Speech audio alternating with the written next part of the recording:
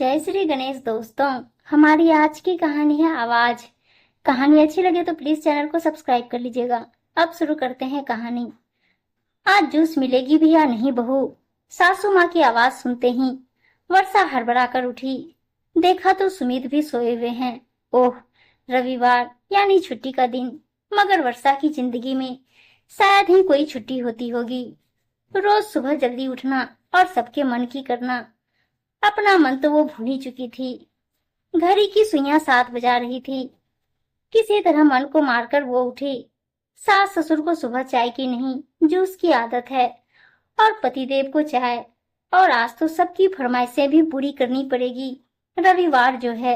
उठते साथ ही दैनिक कार्यों से निवृत्त होकर सास ससुर के लिए जूस निकाला, फिर चाय चढ़ाई, फिर झट से गुसलखाने में जाकर मशीन में कपड़े लगा दिए, फिर जल्दी से रसोई में आकर इडली सांभर की तैयारी करने लगी। जल्दी जल्दी आलू भी गैस पर चढ़ा दिए। बेटे को आलू पराठा और बेटी को ब्रेड पकोड़ा खाना था। एक तरफ से भागम भाग वाली जिंदगी जी रही थी वर्षा, पर किसी को भी उस पर तरस नहीं आता था। सुमित तो वैसे भी अपने माँ के दुलारे हैं। अगर घर के काम में वर्षा की मदद करने का सोच भी ले तो उनकी शान घट जाती है। और वर्षा का बेटा वो मदद करने आता भी था तो वर्षा की सास, हे भगवान देखो कैसा जमाना आ गया है, मेरे पोते से काम करा रही है। वर्षा चाहते हुए भी कुछ बोल नहीं पाती थी। बेटी तो फिर भी बहुत छोटी थी। अरे बहू, लगता है इडली सांभर कल मिलेगी खाने को। 9 बज गया, अभी तक नाश्ता नहीं मिला। इसी को कहते हैं बहू होने का सुख। ये देखो मशीन में कपड़े लगाकर भूल गई है। और सर्फ भी देखो बहू कितना बर्बाद करती हो। एक हमारा जमाना था, बाल्टी में कपड़े भिगोकर थोड़ी देर रख दो, फिर चकाचक साफ हो जाते थे। आजकल देखो मशीन में लगाकर फोन देखने में बिजी। मम्मी जी, नेहा का फोन आया था, शाम को घर आ रही है। वर्षा जो काम कर रही होती भी तो सास के टोका टाकी से वो भी बिगड़ जाता। क्या नेहा घर आ रही है? आज तो बहुत शुभ दिन है। मैं आज ही अपनी बेटी को याद कर रही थी। तब तो जल्दी जल्दी हाथ चला बहू। उसके लिए ऐसा कर, गाजर का हलवा बना ले और मटर की कचौड़ी, और हाँ, मलाई पनीर तो जरूर बनाना, उसे बहुत पसंद है। और 2-4 चीजें बनाकर रख दे।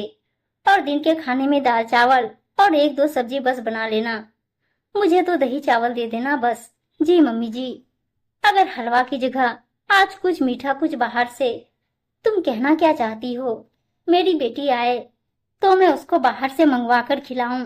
एक तो वैसे भी उसको वहां आराम नहीं मिलता है। बेचारी दिन भर काम में लगी रहती है।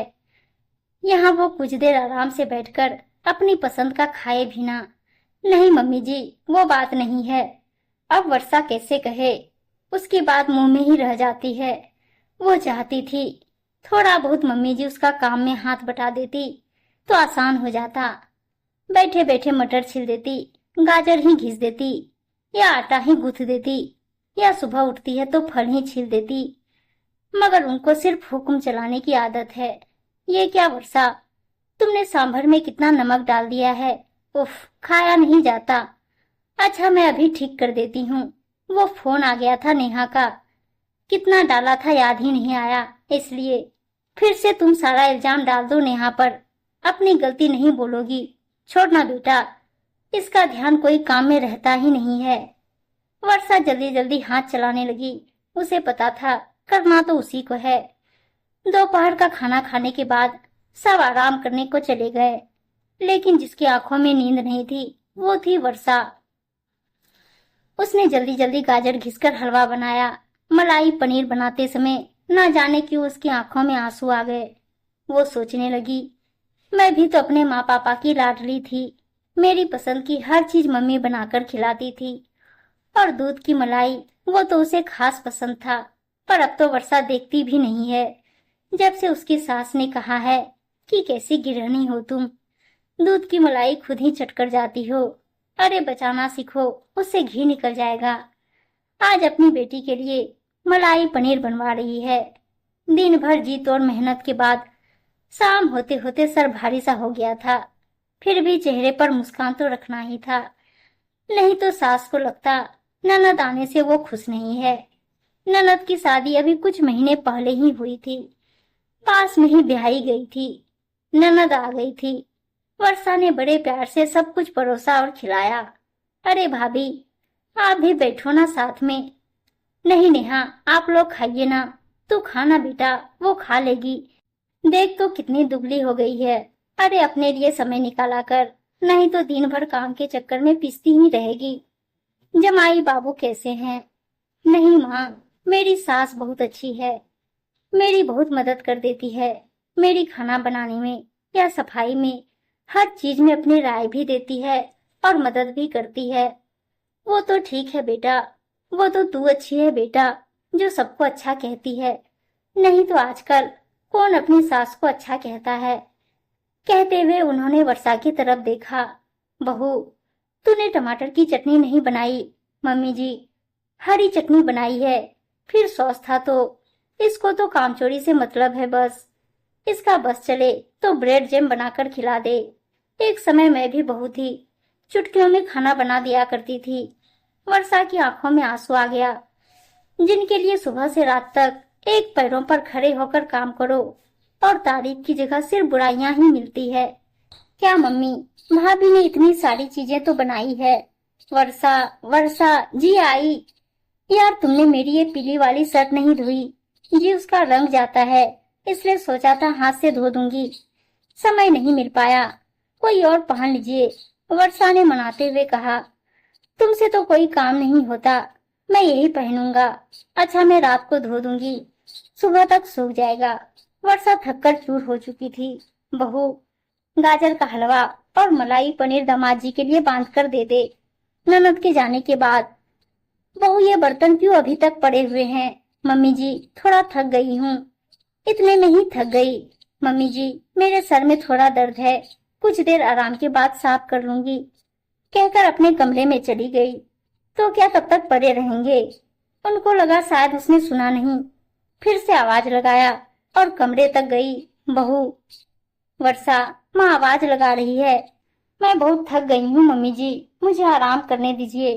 कैसा जमाना आ गया है। एक हम लोग थे जो अपनी ननद को सर पर बैठाते थे, और आजकल की बहुएं, इसको तो मेरी बेटी का आना भाग लगता है।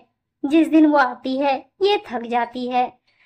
वर्षा आज थकान और गुस्से से फट पड़ी। हाँ मम्मी जी, मैं थक जाती हूँ, रोज थकती हूँ, फिर भी चुपचाप अकेले अपना काम घर की बहू, पत्नी और माँ होने के नाते करती रहती हूँ। इस घर की जिम्मेदारियां और फर्ज निभाती रहती हूँ, चाहे मेरी तबीयत खराब ही क्यों ना हो, क्योंकि मैं बहू हूं ना। पर एक बात बता दूं आपको, मैं कोई चिराग से निकली हुई जिन नहीं हूँ, जिसे जो बोलो, जो हुक्म मेरे आका बोलकर वो पूरा कर दे। मैं जीती जागती इंसान हूँ, मैं भी थकती हूँ, मुझे भी दर्द होता है, शरीर में भी और मन में भी। पर यहाँ कोई आराम करते करते थकता है और कोई काम करते करते। वर्षा, कैसी बातें कर रही हो तुम मेरी माँ से? क्यों? आपका एक शर्ट मैं आज व्यस्तता के कारण नहीं धो पाई तो आपने मुझे सुना दिया।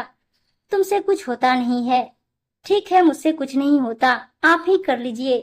वहाँ आपकी शर्ट रखी है। और मम्मी जी, मैं भी अच्छी बनना चाहती हूँ, आपकी बेटी की तरह, लेकिन इसके लिए आपको मेरे कामों में मदद करनी होगी, ताकि मैं जब अपने मायके जाऊं तो मैं भी शान से अपनी माँ से कह सकूं, मेरी सास भी बहुत अच्छी है। अब आप तय कर लीजिए, आपको कैसी सास बनना है। वर्षा की सास चुपचाप रसोई की तरफ चली गई और सुमित बाथरूम की तरफ। वर्षा आज खुद को बहुत हल्का महसूस कर रही थी। आज उसे एहसास हो गया था, देर से सही, पर अपने लिए आवाज उठाना जरूरी होता है। नहीं तो एक बहू की सारी ख्वाहिशें गीले कपड़ों की तरह फर्ज और जिम्मेदारियों के नाम पर निचोड़ लिए जाते हैं, फिर उम्र की धूप के साथ सुखा दिए जाते हैं।